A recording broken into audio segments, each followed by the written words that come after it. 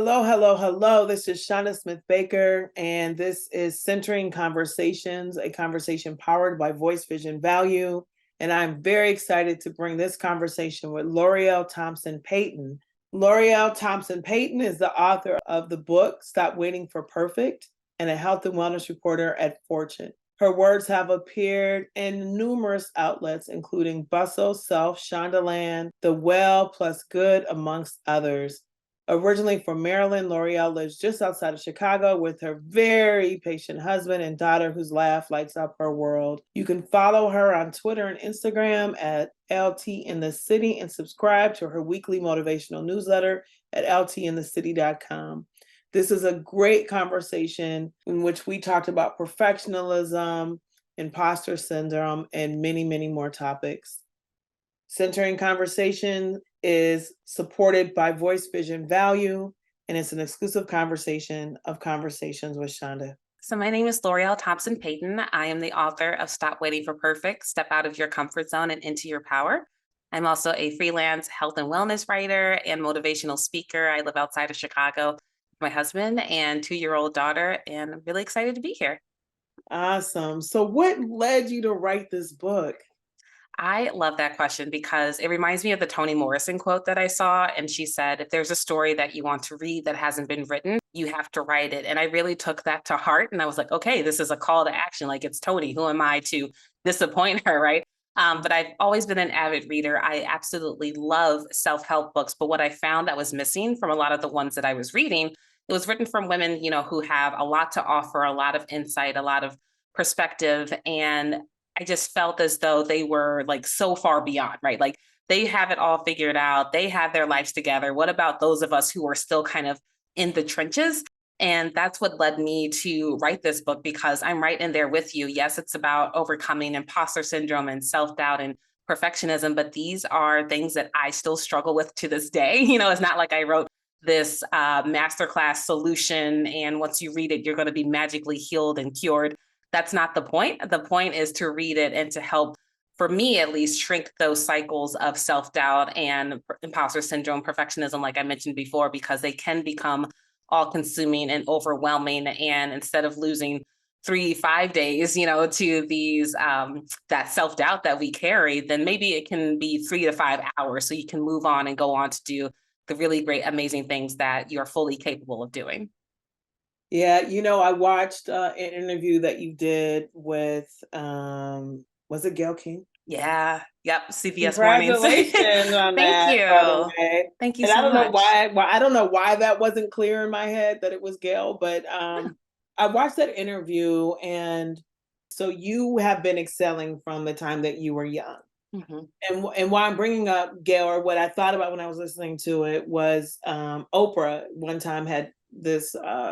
She was sharing a story about being a reader and being smart and the affirmations that she got, and so Mhm. she kept wanting sort of more of that affirmation. Yeah. And so I think that the combination of you being on there and you sharing the story of sort of being the valedictorian Mhm.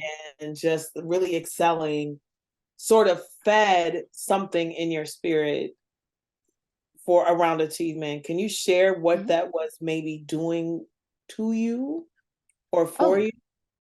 a lot. I mean, we wouldn't be sitting here today if it weren't for that drive and that ambition. And at the same time, it comes at a cost, right? So I feel like Black women, especially, and I wrote about it in the book, that scene in Scandal where Papa Pope is like really laying it into Olivia. And he's, of course, like scolding her for sleeping with the president of the United States.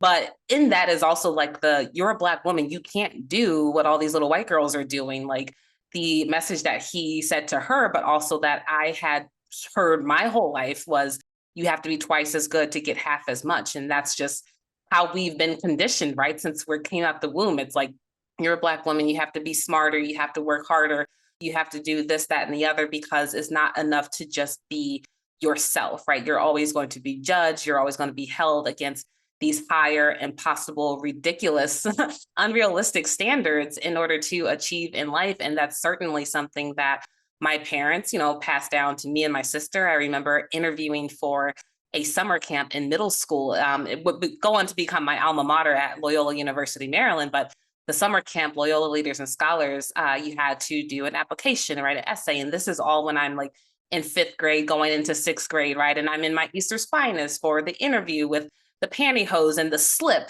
And, like my Easter dress in the middle of summer in the middle of Baltimore, right? So the humidity is just like gross. When I had my portfolio, right, my 3-ring binder and all of these things to present as worthy enough to be in the room with these white counterparts. And that was that first introduction to the twice as good, half as much. And then it just found it like perpetuate itself throughout my career to a point where now like enough is enough, right? Like, yes, it has served me well as far as getting to the places that I've gotten.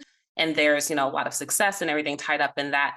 But it comes at that cost of the stress and the exhaustion, how I saw that played out with my mom and her career. And I'm just figuring out kind of now, like mid-30s, but is that worth it, right? Like, is it worth all of the stress and the exhaustion and the health problems and the heart disease and the chronic stress and the diabetes and like all of these other things that result from microaggressions, the racism, the sexism that we endure throughout our lives and our careers, trying to prove ourselves and just being like, you know what, enough is enough. I am worthy, as I am. I don't have to earn love and respect and recognition and those sort of things, but it has been a process and I'm still unlearning that.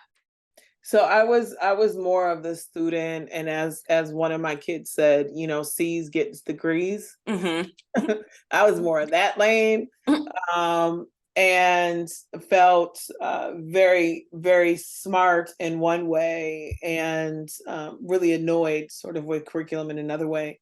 But I'm saying that because for folks that are listening, not everyone sort of was achieving at that high level at that young age, but still battled either the distance between those they saw achieving and felt like, why not me? Mm-hmm. That narrative that comes in play.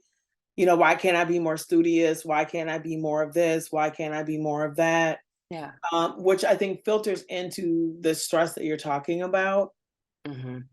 and the negative self-talk. And so I imagine that along the journey where you just sort of had enough, did you find a way to identify or accept more of who you were? Yes. Yes. Thanks to a lot of therapy.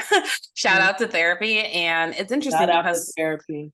and I'm so glad we're starting to talk about it more openly as a community, because I remember when I started, it was around fall 2016, beginning of 2017. And actually, I remember the intake person was asking, like, what's the reason? Like, why, what brings you here? And I was, at the time, I was just like, well, I'm a highly ambitious millennial in 2016, right? There was the presidential election that was going on and a whole host of other things in our country at that time. Because before then, I didn't think that my issues were serious enough for therapy. I didn't know any other people, period, who were going. And then I had coworkers who talked openly about their experiences with depression and anxiety. But I was like, that's not me. I don't need therapy. We don't need therapy, right? As a community. And I remember when I started going and my aunt reached out and she was like, honey, you have a family and husband and, friends who love and care about you. And I was like, yes.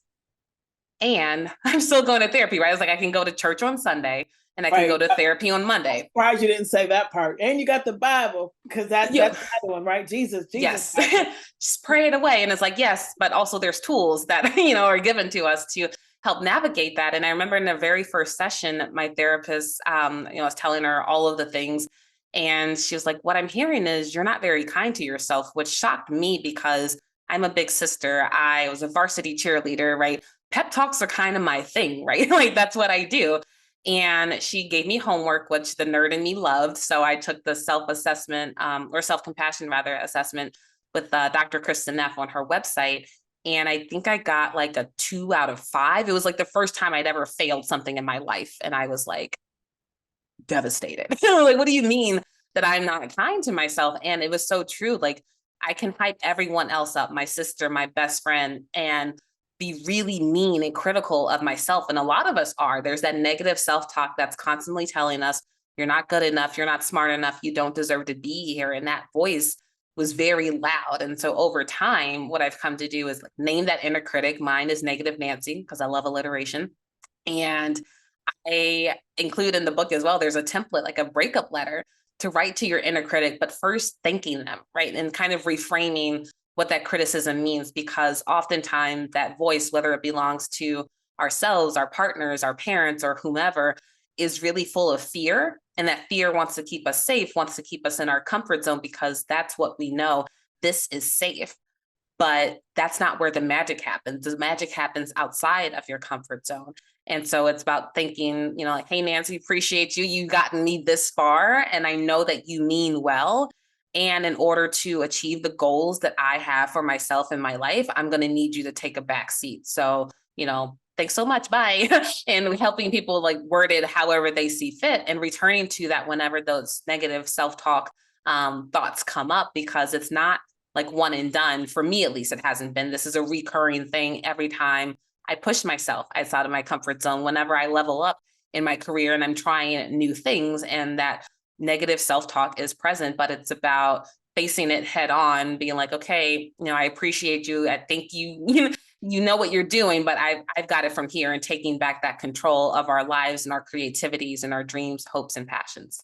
Yeah, I had a conversation with Van Jones following the podcast that I recorded with him. Mhm. And this has always sort of stuck with me. And he said that essentially, ego has its place, that you need enough of an ego to drive yourself to places that you wouldn't normally go, right? Like you have to Yes. have enough Yes. confidence and enough ego to like step into something that's unfamiliar. Mhm. But an ego out of control is dangerous, Yes. right? An ego imbalance is going to question, right? Because there's some humility. Like, can I Mhm. actually do it? Well, I'm gonna go ahead and try, right? Yeah. Like the balance of those two things. And so, when do you have an answer for when is something sort of thinking through, Mhm. right? Like, man, I wonder if I have the skills to do this. I wonder if this is the right time. I wonder if I'm the right person. Yeah. When does that move from being a thoughtful reflection to negative self talk? Mm. I think whenever it crosses into the I can't and the I'm not good enough, and you start with those negative phrases, right? Because, and I think recently too, with having published a book, there's a lot of people asking me about like how to publish a book. And I start with, well, what's your goal? Because then that can help us determine, do we go the traditional route? Do we go the self-publishing route? Like, there's not, like one is better than the other. There's just different pros and cons to each of them, and helping them think through that. Like, what is your story? What are you trying to achieve? What is it that you want to communicate here? Because I think everyone has a story now. Whether everyone needs to write a book is a different kind of question. Like, if there's a book length kind of story to tell there. But if you have that dream or that thought, but you talk yourself out of it before you even begin, right? That happens to a lot of us, where we have these hopes and aspirations. I, started a podcast as well. And I was like, but can I do this? And it has to be perfect before I can get started. So what did I do? I didn't start for years, right? Like, I bought this podcast mic back in 2020, took all the courses, listened to the audiobooks and everything else, did a whole fellowship on it as well, but didn't launch until 2023. Why? Because I didn't take my own advice in the title of the book. I was waiting for the perfect moment. I was waiting till I had all the tools and the knowledge. And the thing is, if you wait for that, you'll be waiting forever, because that perfect moment doesn't exist. And it's better to start now, start messy, and kind of reiterate along the way, because you can always improve something, but you can't improve nothing. And that's something that I, as a perfectionist, that also kind of manifests itself as a procrastinator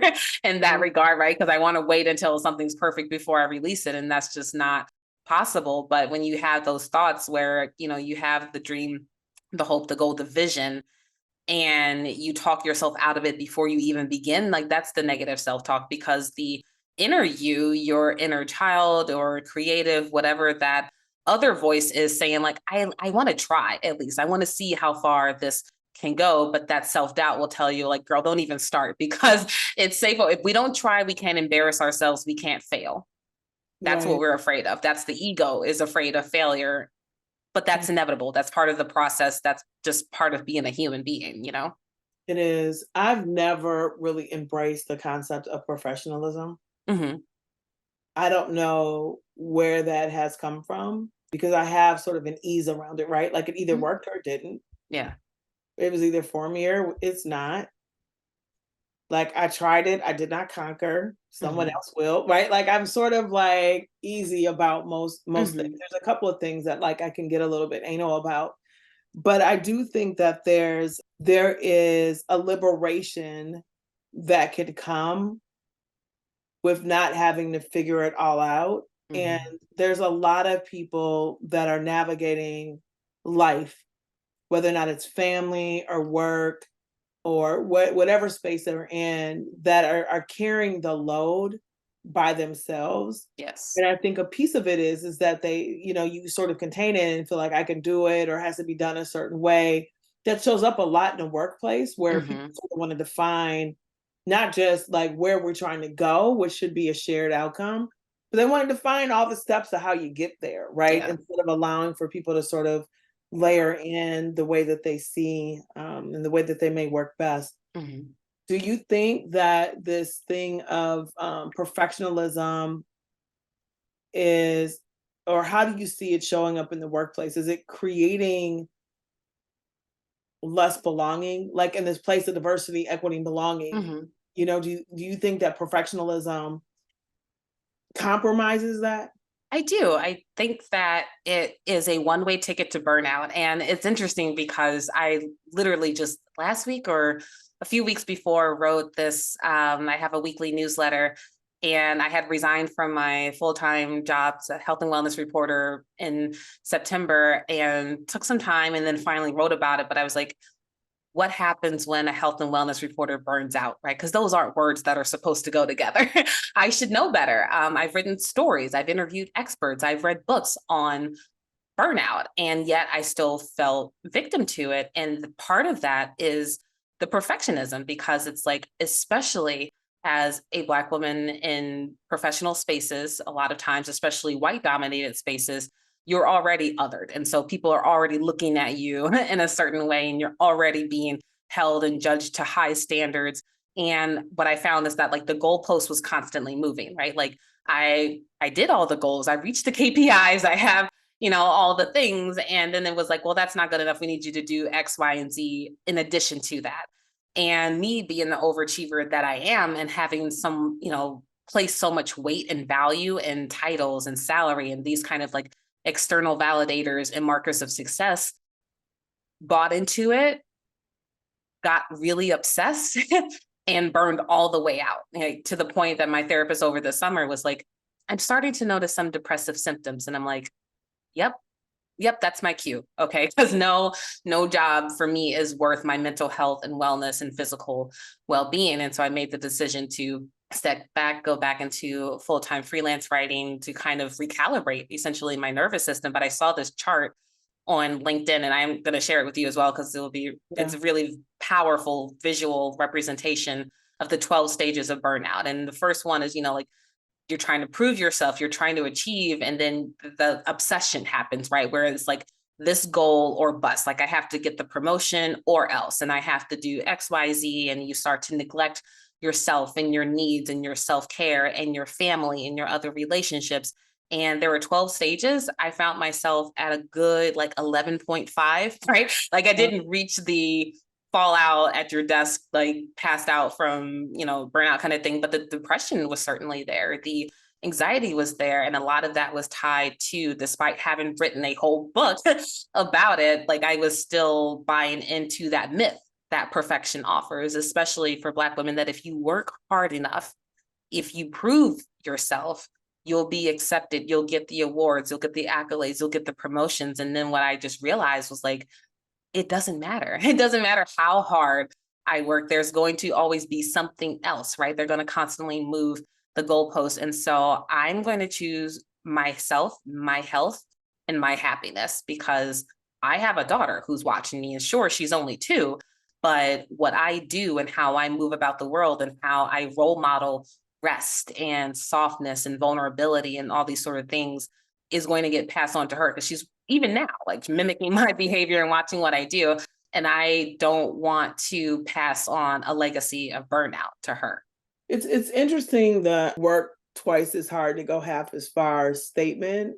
also in these centering conversations, powered by voice, vision, value, there have been, of the, 8 conversations or so that I've recorded, I would say 4 or better have made that statement. Mm, mhm, This idea of working twice as hard, and the last conversation was essentially for the goalpost to move. Like mhm, it's something that we were given as a way to, one, tell us life ain't fair. yep, Number two, to help foster a drive. mhm, But ultimately, you're not ever gonna catch up. no. We're not designed to. The system is rigged against us, and it took me 35 years to figure it out, but better late than never, I guess. Yeah. Did that feel painful? Absolutely, yes. It was soul crushing because, I am the straight A student. I got the perfect attendance. I was on the honor roll, dean's list, so forth and so on. And it's interesting because that's my whole childhood and academic career and journalism as well. Like there are awards and the accolades and have gotten those. And so you want that, right? We're human. You want the external validation. You want to know that your work matters. You want to be recognized. And I don't think that there's anything necessarily wrong with that, right? Because we're human. It's when it becomes an obsession and it takes over everything else and you Yeah. start to It's when lose that becomes, yourself. that's how you see your value, through Yep, other people's value exactly. of you. Yeah. Exactly. Well, it's like I have my Peloton bike behind me. And in the opening of the book, I write about losing my 685-day blue dot streak. And for those who are not on Peloton, it's every time you log in, do a workout, whether that's on the bike or yoga, strength, whatever the class is, you earn a blue dot, like the adult equivalent of gold stars. And I was like, come hell or high water, I am going to keep this streak alive. And I did for 2 years and some change. And then a month after, like I even did a meditation on the way to the hospital the morning of the C-section. That should have been a red flag to me at that point. But your girl's obsessed.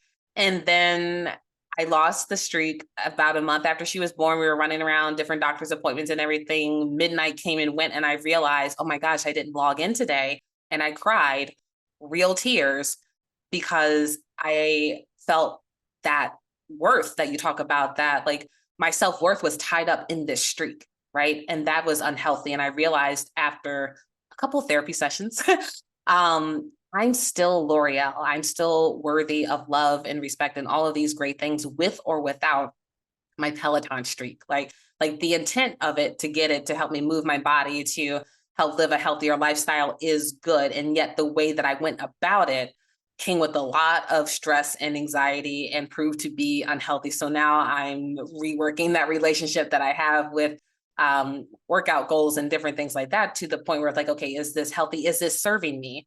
And what is the end goal? And knowing though that I am worthy with or without whatever Mhm. this streak is telling me. I just recently transitioned from a role, and I've been a CEO and president of an organization. I just left a chief impact role, Mhm. and people will come, like, well, the reaction has been very, very positive. I've never really fully been attached to a title Mhm. or a role, but for many people they are. And I Yeah. think that what we're talking about here is identity, Yes. and identity being more connected to who you are and how you be, right, in Hmm. the world, versus a title and what you do. Yeah. And so, does the book offer advice in that way around identity? Yeah. I mean, going back to Toni Morrison, right? Because I mean, she's one of our literary ancestors. And the day that she died, I was just like, well, what do we do now? Like, what do I do? How do I write? How do I move about in the world? And at the time, I was working at an education nonprofit doing PR and communications, which I had switched to a couple of years prior after burning out doing full-time journalism. So there's a trend here with burnout and I journalism. hear it. I hear the trend. And I was like sitting there, and one of the chief of staff, actually, to the CEO, had made me this beautiful rendering, like illustration of Toni, and I had it propped up on my desk. And I'm over here writing my pitches and my press releases and everything. And I go back over and look, and Tony's looking at me with that kind of, the like the elder Black woman judgy eyes, kind of like the Mm-hmm. and that's I Mm-hmm. felt her judging me in that picture. And because it was like, I knew that I was supposed to be a full-time writer and author and pursue that dream, I was sticking with the safety of a stable communications role that offered more money, right? Because, journalism and writing isn't the most lucrative. And I just felt her judging me because I had wrapped up a lot of identity in the salary and the titles. I was director of communications for a national education nonprofit. And she was like, girl, you're supposed to be writing books. You're supposed to be writing stories. Like, that's what you're supposed to be doing. And that is enough. I think in her death, because I know that she was an editor before, worked in publishing and everything like that. But we all know her, as an author, and then her writing. And somewhere in my head, like, the titles meant more. Like, you had to, especially in journalism, climb the masthead to become editor in chief and be in charge. And that was my dream job for as soon as I entered, before I even entered journalism, back when I was still reading teen magazines, in middle school. Like, it was editor in chief for Bus, because that, I thought, was the role where I could impact the most change and make a difference and make magazines more diverse than they were when I was growing up. But then, as the closer I got to the top of the masthead and seeing all of the editors and executive editors and so forth, it's like they're spending more time in business meetings than they are writing. And writing is my first love. That is my passion. That's my joy. That's what I know I am put on this earth to do. But is it enough, in quotation marks, to be a writer? And I felt Tony telling me, yes, yes, it is. And that led me to going back to freelance, and then eventually, joining another newsroom, but now coming back to full-time freelancing as an author, because it's like, that is enough. I don't need all of the titles. I need to write stories that are going to help impact Black women and girls in a positive way. And that's what I have been able to do. And I know Why that's was what that important to you?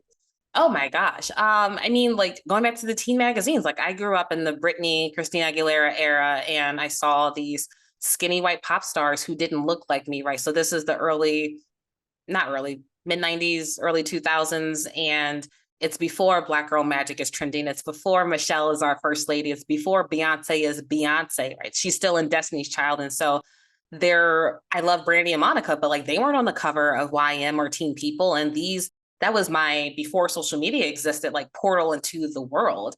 And I didn't see myself and my stories reflected in those pages. And I liked writing, pretty good at it. When I got to high school, I realized, I was editor in chief of the student newspaper, and I would write a monthly column, that my words, in addition to being cathartic for me, like just helping me process and make sense of the world, could also help other people. That's when the light bulb went off of, like, this is what I want to do. I want to use my gift of writing and storytelling to help other people, especially other Black women and girls, feel less alone, especially in a world that is constantly telling us that we're not enough. You're telling a story of representation, or the lack of representation, and role modeling. And while there are more Black women, while there's more diversity, certainly there's more conversations around the role of diversity in space. Why should we, philanthropy, outside of, why should folks listening be thinking about representation? It matters. It matters. I think about last night, even I was reading Hair Love. They came out with a new baby board book version of ABCs, and reading that to my daughter. And she was pointing, like, it was a page where the girl has her afro out and she had her little puffs in. And I was like, see, her hair, it looks like your hair. And she's making that connection, like pointing to the girl in the book and pointing to her hair. And that's important, right? That even at 2, she sees herself reflected in the books that she's reading and the shows that she's watching. We're a big Gracie's Corner family in this house, and that matters. It's media, yes, and you can view it as entertainment, and it is, but it also shapes the way that we think about ourselves. And I remember last summer, even sitting around the table at the Visions Voice of Value Chicago chapter, and one of my mentors and friends, Monique Brunson Jones, who had invited me in and introduced me to everyone. And it was so great to be a fly on the wall at one of the most powerful tables in Chicago at that moment. I have to say, right? Like, here we have executives and CEOs and other C-suite leaders of these local nonprofits and foundations who are Black women are in charge, are at the helm, are making change. And one of the women talked about how when she got started in the field, that wasn't the case, right? There was not a table of a dozen Black women in these powerful positions sharing stories with each other. And it was like a sisterhood in that moment, right? Because it's like, yes, they have the titles and everything else, and they're getting requests, right and left all day because of the positions that they're in. But when they got to this table, they were able to let their hair down and be themselves, be vulnerable, right? About the challenges that they're going through as well, because that is a safe space. They can drop the cape. They didn't have to be the strong Black woman in that moment and in that space because they were surrounded by other Black women who got it. And that's why representation matters in every industry that we're in, but especially those that are giving back, right? Because you want to make sure that you understand and you represent, like you can reflect the communities that you are serving as well, that the people who are on the receiving end can look into the leadership of these different organizations and like, okay, she looks like me. She came from the same neighborhood as me. She gets it. And I know she's got us, and that matters. Yeah, voice, vision, value. I'm really grateful for that community of women. I've been in those spaces. I convene the space here in the Twin Cities. Okay. What has surprised me throughout my career is when I've been part of those spaces, when I've helped create those space. There's in my experience, there's always been someone that comes in and says, I don't remember the last time I've been in a room where it was just us. Mm-hmm. Right? Like, even if there was no agenda, I'm getting everything I need just by Yeah. being in the space. Yeah. It's There's just powerful. something really profound about that because it really demonstrates what we're holding, Mm-hmm. sometimes that we don't know what we're holding, and I think that's a piece of the conversation that we're having is I think being in space like that is part of your wellness plan. Absolutely.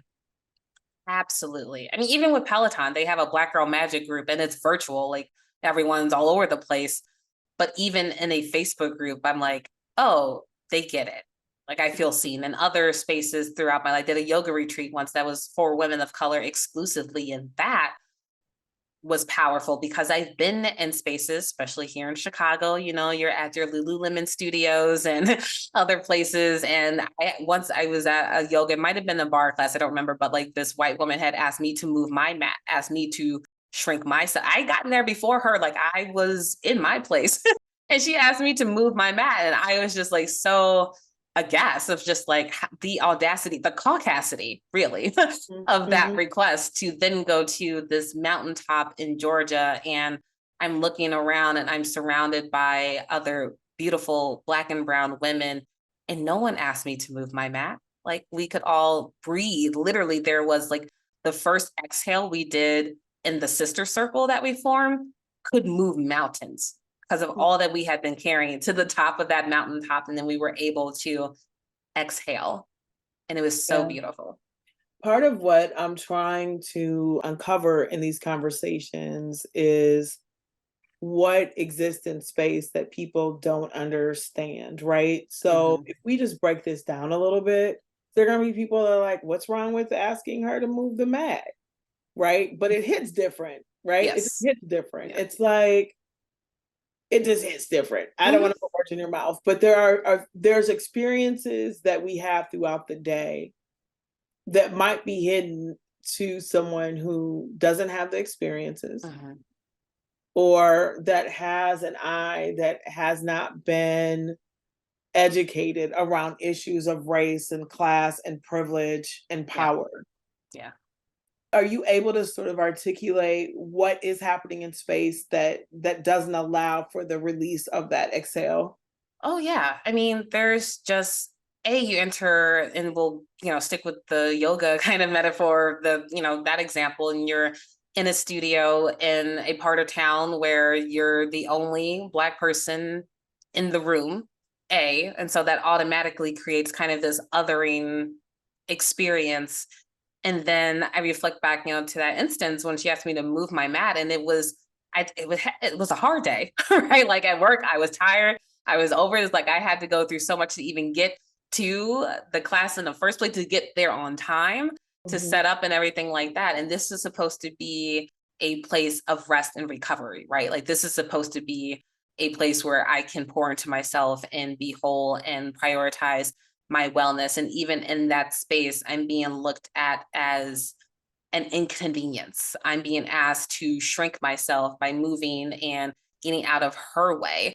And she might even think anything of it, probably doesn't even remember this moment where, it stuck with me for years, because it was just like, how dare, right? Like, how dare you ask me to shrink myself to make you more comfortable? That was just an example in real life, like in the world, but that happens in the boardrooms. It happens in different office spaces across the country, right?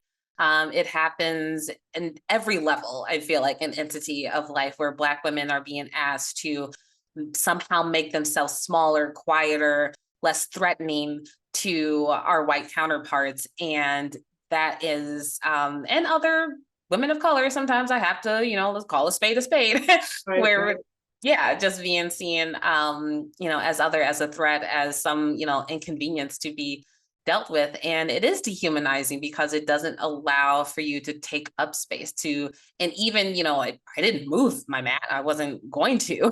But now, like, that has tainted this whole experience of this class that was supposed to be something that was going to help me relax. Like now I'm tense and I'm upset and I'm angry and I'm frustrated, and she just went about, her business or whatever. And so it's like that kind of thing, that sort of those sort of microaggressions that we deal with day in and day out. And I saw something recently that talk about like even microaggressions is kind of an interesting word, because it's not like it minimizes right the experience. Like it might be micro in an act, but like the consequences are not, like they're much Yeah. bigger than Mhm. that. And it's like, 1,000 paper cuts, that all adds up, and that becomes, an experience in and Mhm. of itself. And so yeah, I'm still apparently very Yeah, should I probably bring mean, that back up in therapy.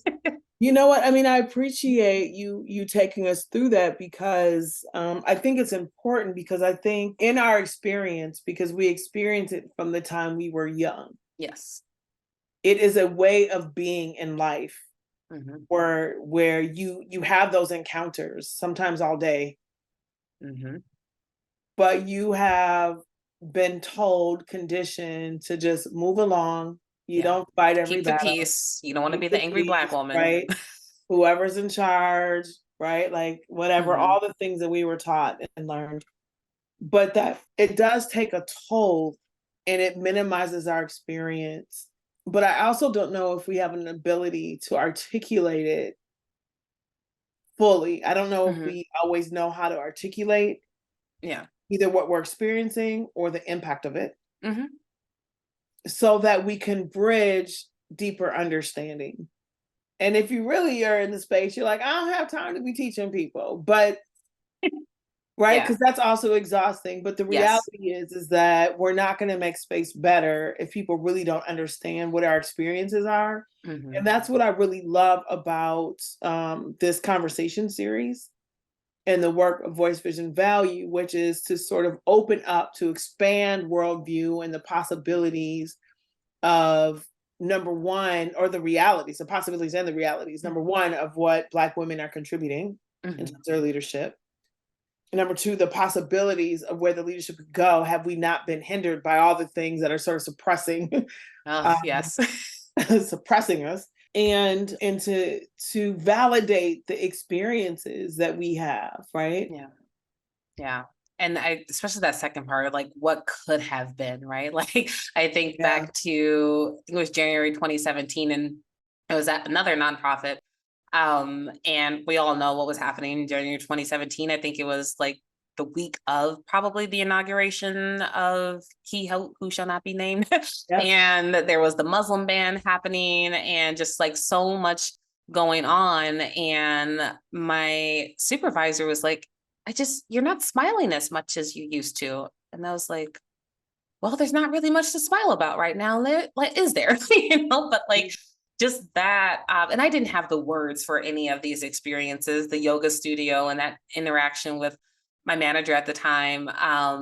to know that, the microaggressions and kind of like the coded language there and what was meant and all these. I didn't know that I was younger and I didn't have the vocabulary. It wasn't until later on that I learned, okay, like this is what that means. And I'm grateful for the language because it helped to validate that experience, or else you can also start to feel a little bit like, is it me? Am I am I the Yeah. problem? And I end up leaving that organization for a variety of reasons, but I do think sometimes I'm like, what would have happened if I felt more supported, I was poured into, I was given opportunities, I was promoted into, different positions and everything like that. If I didn't have to work twice as hard, right? Like what could have been. And I see that happening across industries, Black women who are being pushed out, driven out of these different organizations and companies because we are sick and tired of being sick and tired, right? Like, tired of being No doubt. underpaid, overworked. Like it's just this Mhm. reckoning that is happening. And there's a privilege, of course, in that as well, to be able to leave an environment where you don't feel supported to go off and like do your own thing. And I'm very much aware of that, and that not everyone has that privilege as well. And yet it breaks my heart when I hear from friends and colleagues who are in these positions and companies where they don't feel supported and they feel like they don't have any other option because it's like Yeah. draining. It's draining. Yeah. There's an undergirding of that conversation. Do you know what you would have needed to have been able to feel more satisfied and to have stayed in that role? Well, more money for one. I mean, Money, money, money. okay. Especially, and it's interesting because, there's the equal pay day and how each, it's different for different groups, right? So white Mhm. women and Asian women are making more than Black women, Latina women, Indigenous women, and so forth. And the fact that I saw that played out on my own team at a nonprofit for girls was just like, what are we doing here? Actually, right? Like we're supposed to be empowering the next generation, equipping them with the skills they need, advocating for them. And yet on our own team, that disparity is in play. And so, I mean, everyone talks about, oh, money doesn't buy happiness, all this other things, yada, yada. It kind of does. It does Yeah. matter, If it right? doesn't Like, buy happiness, what it will do is it will amplify disparity, exactly. right? And what I think you're talking about is alignment, right? Yes. Right? Like, do you mean what you say? Right. Yep. And if you did, then why am I in this position? Right. And Mm-hmm. so it creates distrust. Yes. Yes. So you didn't trust it because of the disparity of pay that was playing out in an organization. Yeah, that was supposed to be doing better. And I believed it and, thought that of all places, right? And Yeah. that's been a trend throughout my career. And I've advocated, I have lobbied, I have always, except for the first job because I didn't know any better. And maybe the first couple, but like have negotiated salaries after a certain time, asked for the promotion. And I have the receipts, like I do the work and I am deserving. And it's always being told, wait your turn or not yet, or we need to see this or actually that. And it's very discouraging because I am a rule follower, or at least I have been. And I played by the rules and I did what I was supposed to do, that I was told that girls like me are supposed to do. And then I look around, I'm like, well, where did that get me exactly? And Mm. it's like waiting for permission, waiting for all of these things, the external validation, the promotions, the salary raises and everything like that, and having someone else determine and dictate your success, and finally getting fed up and being like, well, I can do bad all by myself, but that's the thing. I won't. Like, I'm going to do, The last part, I won't. I won't do that. So, Yeah. I mean, I guess what I'm hearing there, though, is that it is about a work environment that can nurture their potential, right? Yes. Not just tell you what you're unable to do, Hmm. but to provide space for what you are capable of doing, and then being able to roadmap the possibility of where you can be within that organization.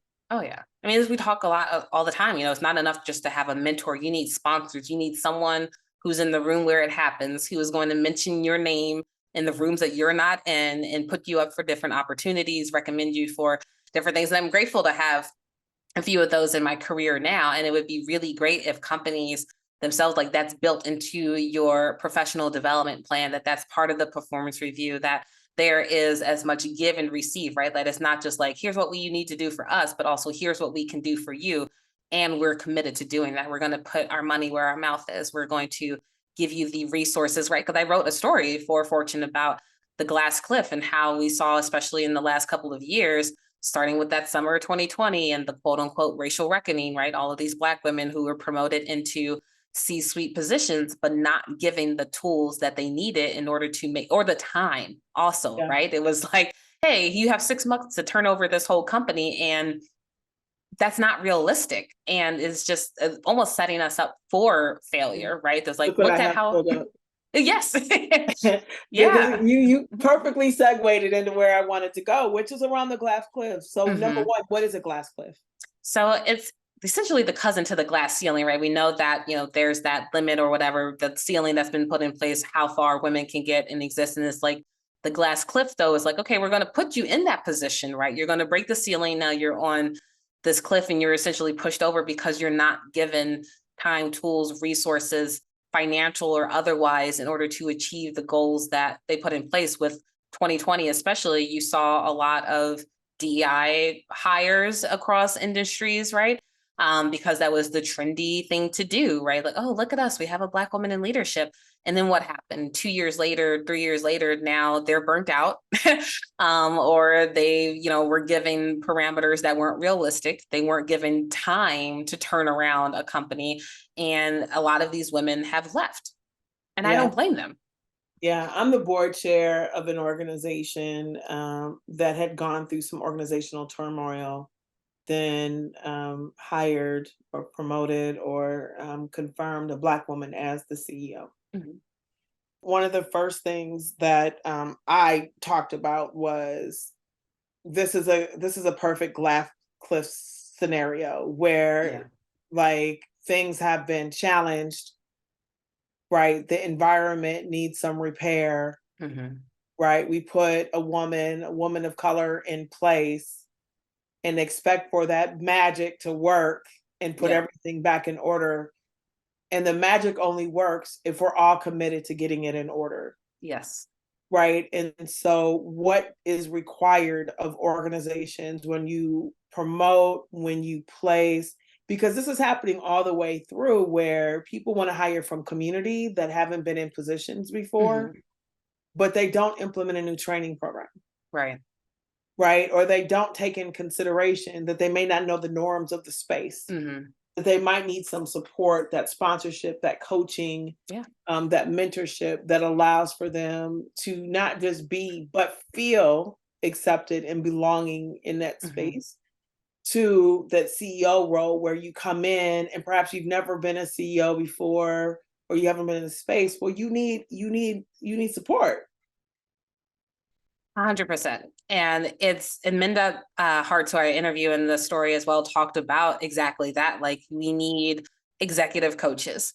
We need budget to build a team. We need therapy, right? Because our mental health is also instrumental, crucial to our success and our well-being. And Kyra, who's one of my mentors and close friends as well, said, and we need time. We need time we need grace, right? The same grace that you give all these other CEOs and founders, et cetera, and the money that you give them as well. We need that too. And so it's not like we can come in and wave a magic wand, use our Black girl magic to all of a sudden magically, like abracadabra, and now we're we're all good.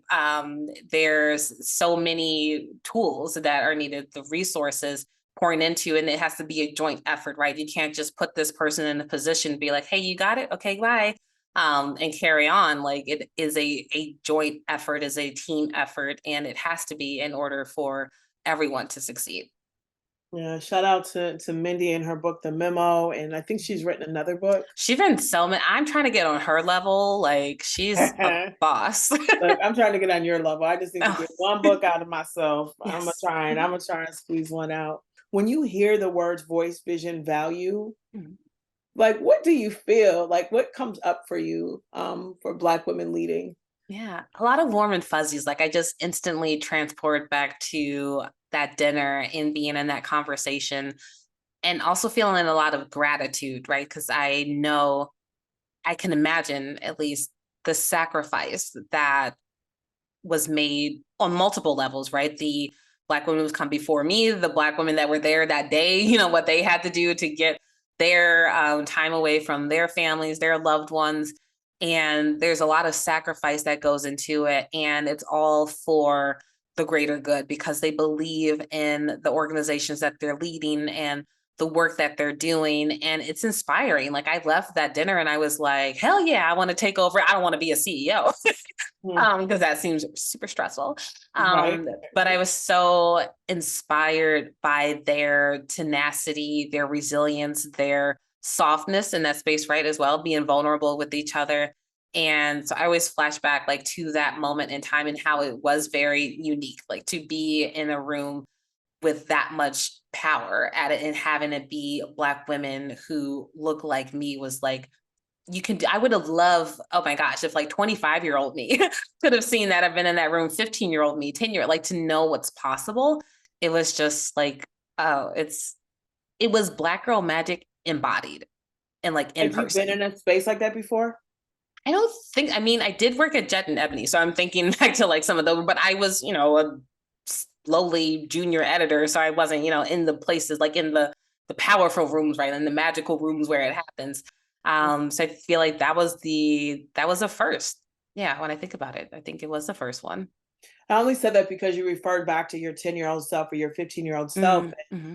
What I think, what I appreciate, right, if I pull back to, Teen Magazine and other things, right, the representation, Mm-hmm. being able Mm-hmm. to see the power of even being vulnerable, vulnerability as power, Oh my gosh, yes. Yeah, because that right? wasn't, we don't do vulnerability. And I mean, I still haven't seen, there's been moments where my mom's invulnerable, but that was not the norm, right? Right. To do that. So Yeah, yeah. vulnerability is power, and vulnerability will get you what you need to like get to the next place, right? Like you Mm-hmm. cannot just be strong in all the things. And I think the No. pretending that you are is actually where the anxiety, the Mm-hmm. perfectionism, all those things sort of come in to play. It's much more complicated than that, but I think we're holding expectations that we have been raised around, we're holding Mm-hmm. expectations that community has, we're Yes. holding our own expectations, and we're trying to play a game most of the time that wasn't really made for us to play in. Mm-hmm. And so it's a complicated scenario. And so I just appreciate you weighing in to these Yeah. conversations, the offering of the book, the knowledge, and frankly, you sharing your burnout story because there's a lot of us that are operating with short tempers, Mm-hmm. right?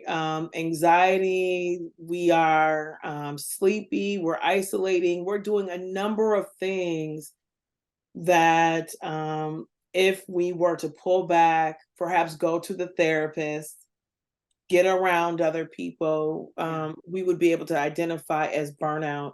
It doesn't necessarily mean they need to quit their jobs, but it does Mhm. mean that there's an opportunity to just get healthier. Yes. Yeah. Take a sabbatical if that's something your company offers, or self-impose one, a medical leave. There are options, but yeah, to your point about the short tempers, like the irritability was one of the symptoms that my therapist mentioned, right? One of the depressive symptoms, fatigue, irritability, no longer enjoying the things that you used to. Like I would pick up my daughter from daycare and be too tired to really like engage with her and play with her the way that I wanted because I was so burnt out and it was just like something has to change. Like this is not sustainable. It's not how I want to live. And something my therapist encourages me as well. It's just like, well, when you find yourself in these situations and these different challenges, like think to yourself, what would you want Violet, my daughter, to do? And she's like, you need to do that. You need to do it so that it gives her a blueprint, a roadmap, a way of being, something to like see as a possibility and then a reality.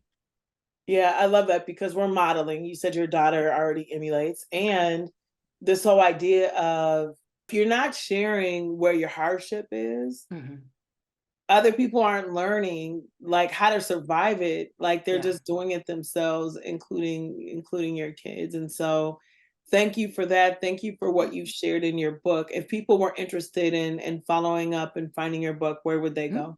Yeah, Stop Waiting for Perfect is available wherever books are sold. There's also the audiobook, which I narrate myself, and you can keep in touch and learn more about me at ltinthecity.com. If you want to know more about Voice Vision Value, check us out at voicevisionvalue.org, where you can also read the Twin Cities chapter of the forthcoming book, Portraits of Us.